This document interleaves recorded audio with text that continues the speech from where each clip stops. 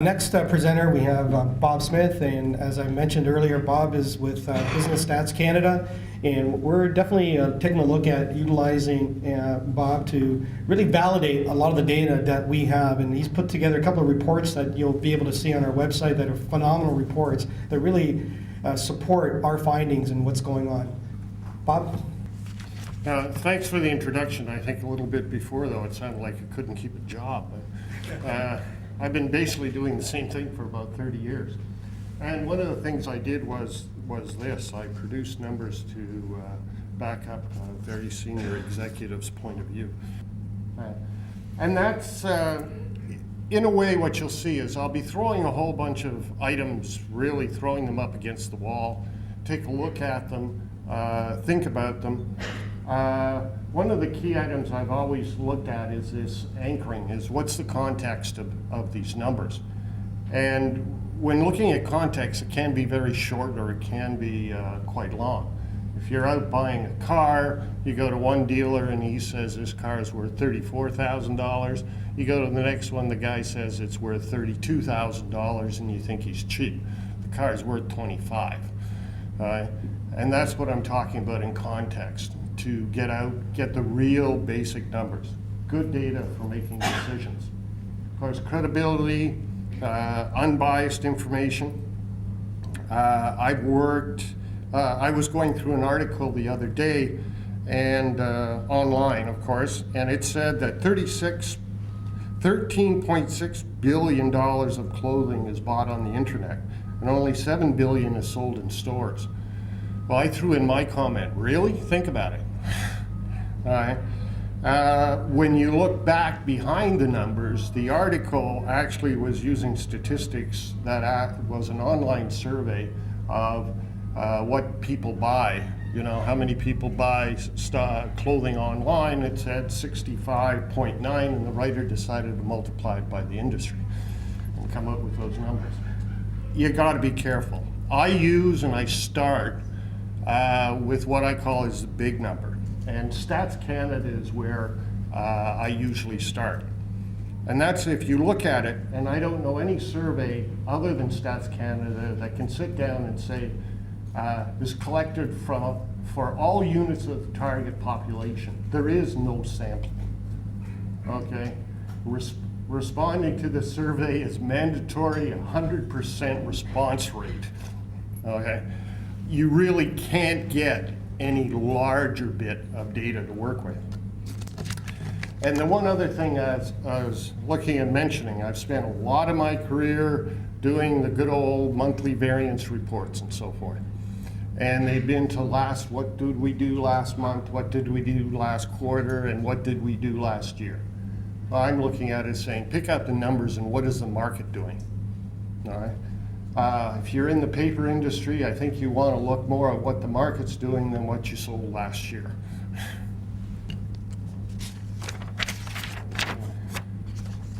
So anyway, I've got a few minutes, 15 minutes. So over the 15 minutes, we'll cover all of this, okay? And in fact, I left a few things out. If you're manufacturing or if you're a reseller, inventory is actually raw materials, work in progress, finished goods, and looking at the orders of what are new orders and what are unfilled orders. What we're going through on here is, as you see, Stats Canada, 333 industries, throwing a matrix against 351 products. There's 28 store types that are in there. If you're looking at work hours and so forth, there's 361 categories of that and 351 price indexes. So to cover that in about 5 minutes is going to be interesting. All right, let's go. Oh, and if I'd appreciate if you keep attention, there's a little question that test at the end. All right. I don't know if anybody here, but Austin Powers and is one of the movies I praise. So whoop-de-doo, what does it all mean, Basil? Well, taking all those numbers, and if you look at those 300 of this category, 300 of that category, and so forth, you got to pull it out and take a look at it.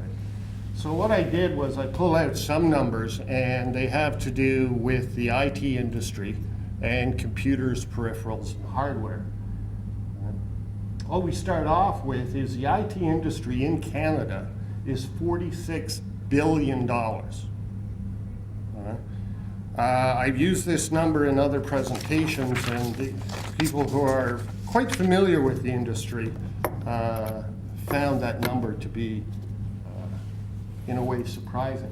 What we do from there is the 46 billion drops down to the 12, which is hardware. And there you drop down to 6 billion retail stores, and you break it down by the type of retail stores. But what the slide is to look at is to where do you want to start looking at your market? Do you want to take and look at and say, where am I in the 46 billion, the 12 billion, or the 6 billion, if that's your area of concern? For an example too, is if you started with the 46 billion, then you're looking at it and say, well, what makes that up? Okay, I know about the hardware, but gee whiz, I'd like to be fishing in the $46 billion market. Okay, consulting, which we all know, big numbers, but technical support, hosting, websites, and so forth, and how do you fit into that area? Okay, you may not design websites, but there's software for websites, there's the hosting process, and so on and so forth. So if you start with the big number and start working your way down, you'll find it's an interesting fishing trip. Now we went through and I had 12 billion to 6 billion, okay? Here we're looking at it, and obviously what was missing in there was business and government. And you could sit there and say, and if you look at this chart, you say, fine, 2009, everybody's down. All right. But the market's come back, it's back up to 12 billion. All right. But if you look at the circled area right there, it's come back different.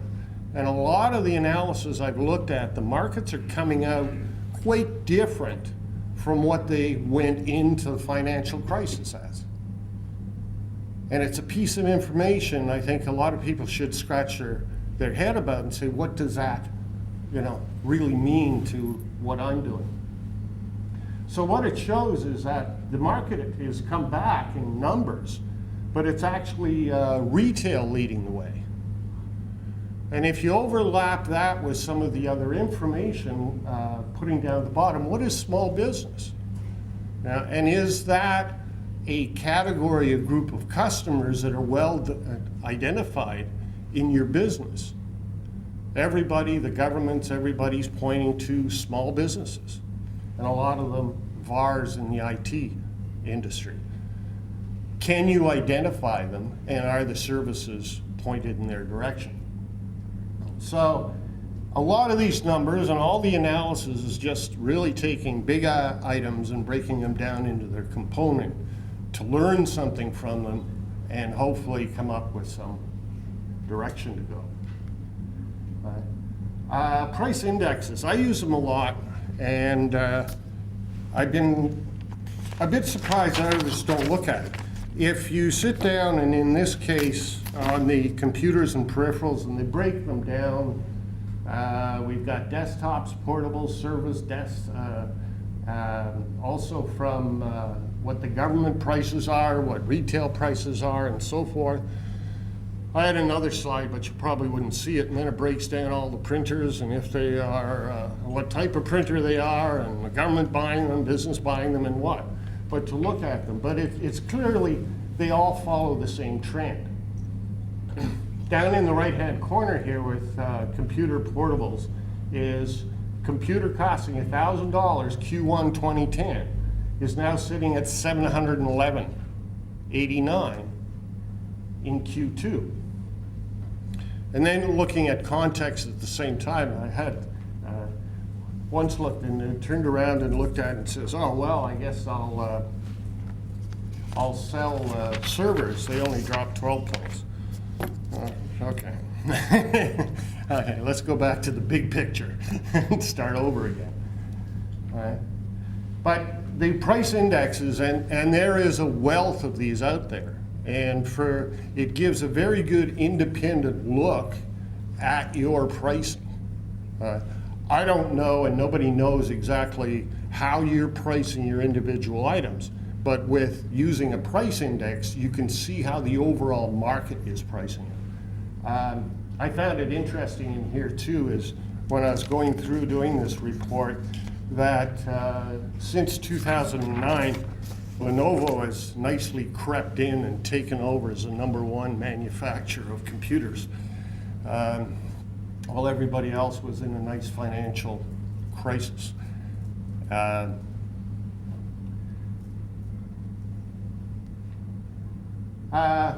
The other thing, and I threw this in just so I could say I covered it, but when you're looking at salaries, these are hourly rates. And you look down and you can see manufacturing salaries are going up. Hourly salaries are going up faster than fixed salaries. So manufacturing up 5.9. I find it interesting too is that retail trade is up 2.7 when they're usually at the bottom of this chart. And just another thing to sit there and think and scratch your head and say what's going on here is looking at the difference between the hourly rates in Quebec and Ontario and in the electronics and appliance stores. But when you look at that data a little closer, you realize that it may not mean anything. What we're doing is it just shows that the data, we're looking at January to June 2012 this year. Okay, and it's up and down all over the place. What it is if, depending on what I wanted to prove, I could show this, or I could show a quarterly, or I could show a yearly, or whatever. This information itself, as you can see, Quebec and Ontario are jumping up and down. So the monthly change really doesn't mean a lot. The quarterly annual may have some significance. We have, though, we've gone over industries, some products, price index, and labor. Now, what I'm also going back to the context is not all managers need to do analysis, but they need to know some numbers, some context. If you read that article that I talked about and said that there were, what was it, $13.6 billion sales of clothes on the internet, everybody would be building a website, okay? Whereas, in fact, I have a number of pieces of data that shows online sales are dropping, even in the IT area, right? So, what I'm saying, looking there is, the test was, what does 46, 12, and 6 mean? And sometimes if that's the only information you have in the back of your mind and somebody tries to come in and sell you something, or you're looking at a presentation, or you're looking at a variance analysis, you go, whoa, whoa, whoa, whoa. You know, what market are you talking about? Okay. So that was kind of it. You're sitting there with what I say is 3 choices: take market shares from a competitor, grow the market, expand to new sectors. What market are you in? Okay, and what I'm saying is don't get depressed if this small piece of the market is going down. Look at the big picture and say, can I take parts out of there? Okay, I want to fish in the big pond. Okay, tired of this small one. Anyway, that's my 15 minutes. If you want to get into analysis and ratios, anytime.